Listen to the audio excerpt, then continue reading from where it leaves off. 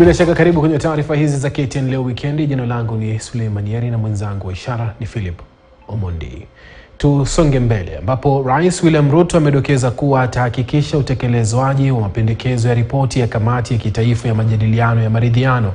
Rais Ruto ambaye alikuwa akizungumza alipohudhuria ibada katika kanisa la Priesthood eneo la Kahawa West County ya Nairobi.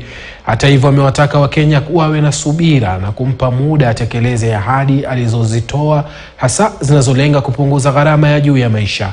Mwanahabari Jeff Kirui anatufungulia taarifa hizi. Rais William Ruto ameelezea kuwa anaunga mkono ripoti ya kamati ya kitaifa ya majadiliano ya maridhiano iliyopendekeza masuala kadhaa ikiwemo jinsi ya kupunguza gharama ya juu ya maisha ambayo imekuwa hoja kuu kwa Wakenya. They are practical. We are going to work on those recommendations to reduce in areas they have recommended, to do whatever they have recommended in parliament.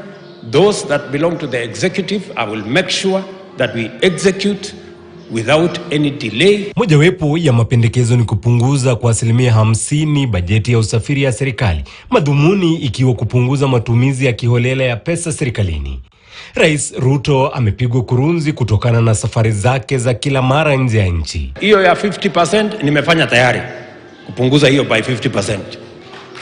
Ile wanasema ipunguzwe by 30%, mimi napendekeza hata tuongeze ikuwe 50%, ndio tupunguze zaidi.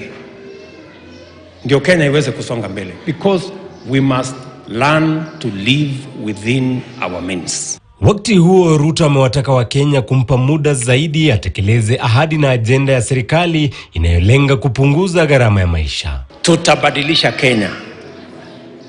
Relax, hii Kenya tutaibadilisha. Sisi tunataka kukaa tu hivi, convenient, populist, nini?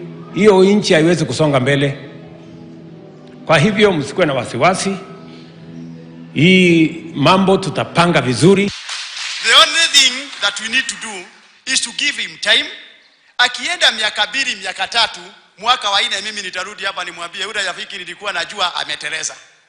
Lakini wakati huu ni wakati wa kushikilia.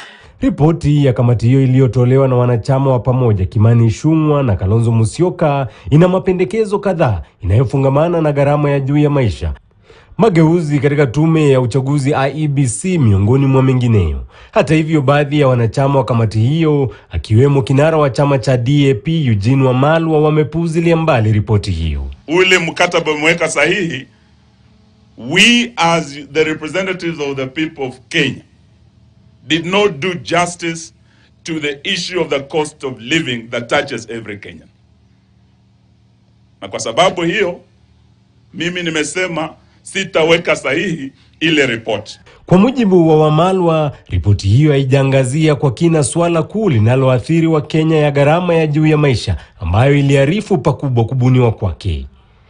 Jeff Kirui, KTN News. Tusonge mbele ambapo wakazi katika mtaa wa Mukuru